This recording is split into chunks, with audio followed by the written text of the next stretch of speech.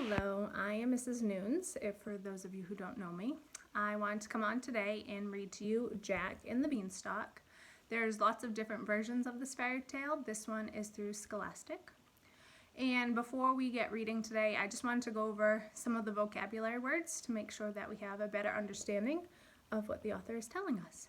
So the first word I wanted to go over was the word widow. And in the story, we're introduced to Jack and his mother, and the author tells us that Jack's mom is a widow. It's important to understand that Jack's father has passed away, so it's only him and his mom, and that kind of explains some of the responsibilities that Jack has to take on. The second word I wanted to go over is the word market. It's important to understand that in this story, when Jack's mom sends him to the market, this is an open market where people can go to buy and sell things that they've made or things that they've grown or animals that they have. And that's how they get what they need and how they make money. And the third word I wanted to go over was furious. And furious means really angry. And in the story, Jack's mom becomes furious at a decision that he makes. And I'll let you be the judge of if he made a good decision or a bad decision. So, Jack and the Beanstalk is a fairy tale. The first grade has been working really hard at learning about the different elements of a fairy tale. So I just wanted to take a quick moment and go over what those elements are. So, you can see here, it starts off with a fairy tale. It says, has a theme or teaches a lesson, may include magic, fantasy, or make-believe, is set in the past and usually begins with once upon a time. There is a problem or a conflict. It includes events, people, or objects in sets of 3. There are good and evil characters. Animals can talk and or act like people. And it usually has a happy ending. So as I'm reading Jack and the Beanstalk today, I want you to think about what elements we see from this list. So I'm going to move this out of the way, and we're going to read Jack and the Beanstalk.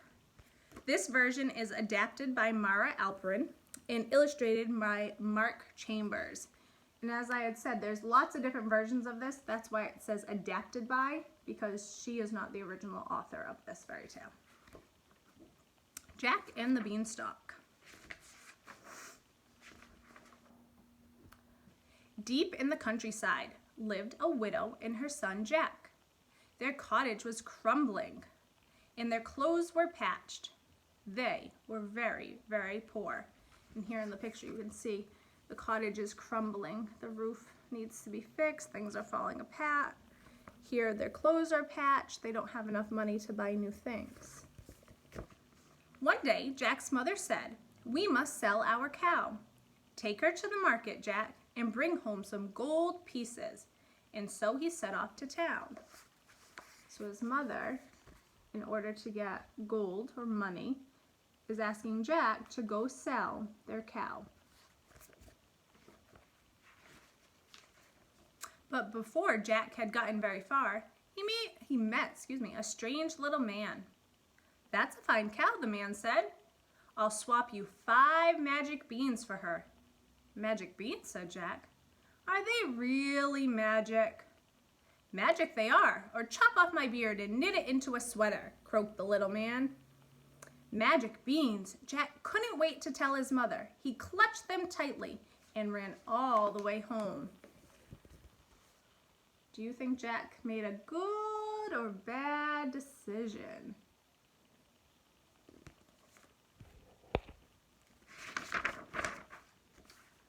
Jack's mother was furious. "We need money, not useless old beans," she cried, and she threw them out the window in disgust. Ugh!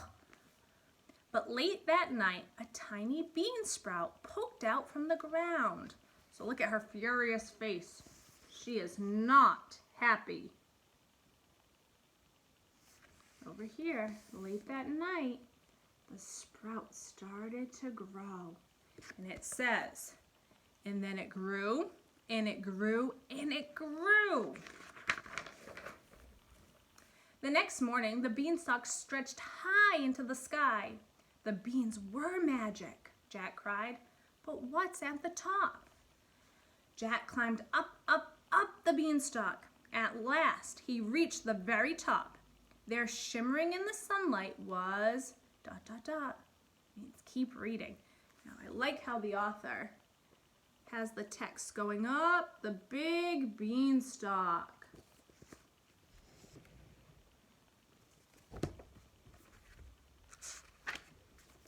A magnificent castle. Just then, Jack's stomach rumbled. I must find something for breakfast, he thought, and he tapped on the castle door. So his belly got hungry. The door creaked open, and a huge giantess smiled down. Hello, Jack shouted up. Please, do you have any food? You poor thing. Come right in, but quickly, before the giant gets up. So start thinking, is she a good character or an evil character?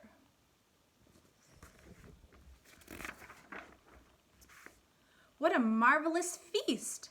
There was an enormous loaf of bread and a gigantic jar of jelly.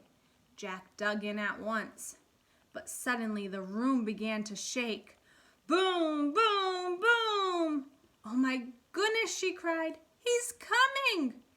And she shoved Jack under a teacup to hide. Do you think that's going to be a good hiding place for Jack?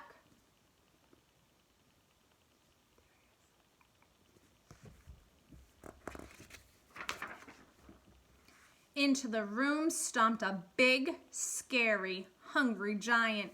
Fee, fi, fo, fum! I smell the blood of an Englishman, he said. But be he alive or be he dead, I'll grind his bones to make my bread. Don't be silly. There's nobody here but us, she scolded. Now go and wash before breakfast.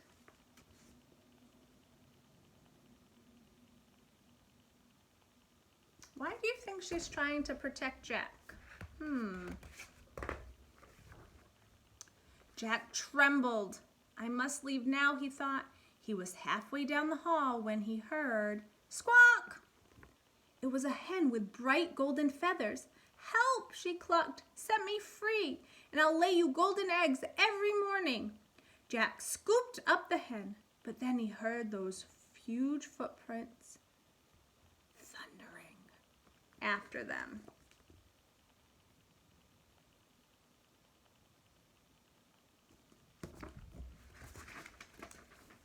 Fee, fi, fo, fum, roared the giant. I smell the blood of an Englishman, and there he is. Jack raced out of the door. He jumped. Do you think he's going to make it?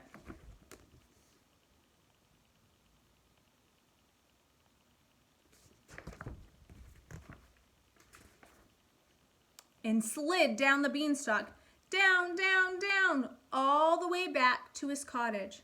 Mother, quick, bring the axe, he shouted.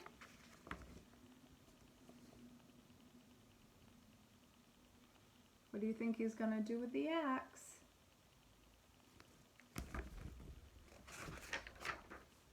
Jack's mother swung the axe at the beanstalk. Whack! It shuddered and shook, and then the giant came tumbling down.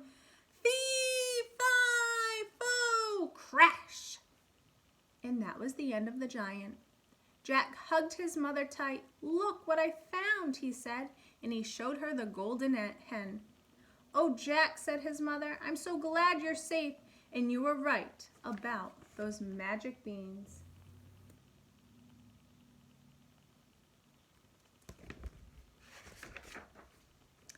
So Jack, his mother, and the golden hen all lived happily ever after. And with lots of golden eggs, they were never poor again.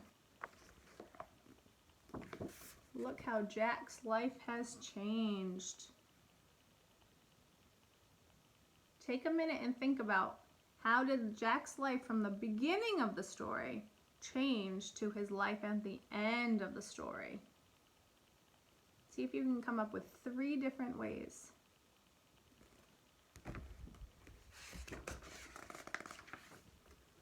All right, so if we look back at the elements of a fairy tale, I want you to go back through and decide if you think Jack and the Beanstalk fit this.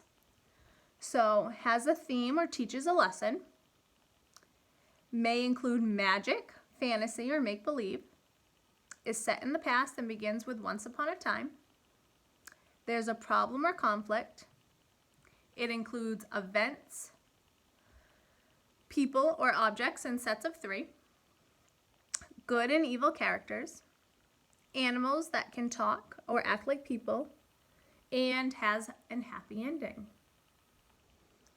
All right, as you're thinking of those, I wanted to just go over some extension activities that you could do after reading or listening to this story. So something that we've been doing in the first grade is using a graphic organizer, and this says elements of a fairy tale.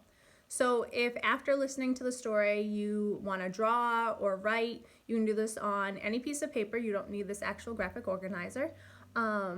Take a minute and think about who were the characters. What was the setting? Where were they? And in this story, the setting actually changes, so make sure you identify both. And then see if you can pick out the major events in the beginning, the middle, and the end. And then lastly, what was the problem in Jack and the Beanstalk? And how was it solved? That would be your solution. Okay. Something else that you can do is answer some questions. So I posed some questions for you, and again, you could draw, you can write, depending on your comfort level. But my first question is, if you were Jack, would you have sold the cow for magic beans? Why or why not?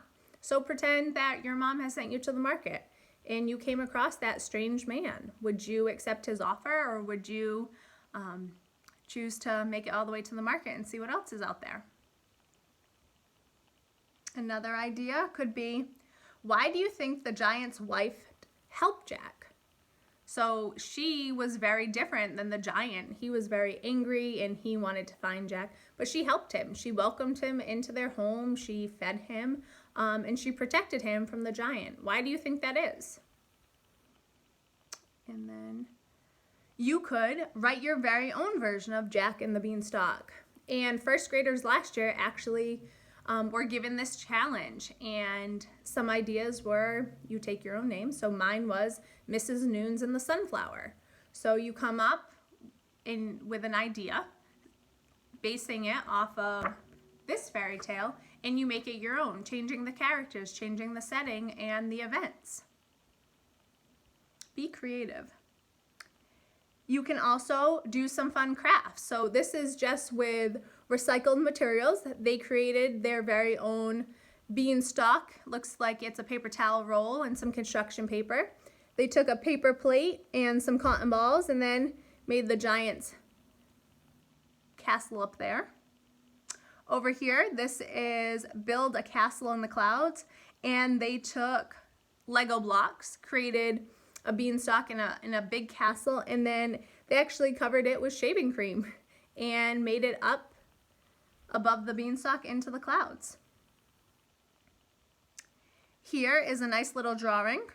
So we have some yarn and some drawn beanstalk, some cotton balls as the clouds, and then here's our characters.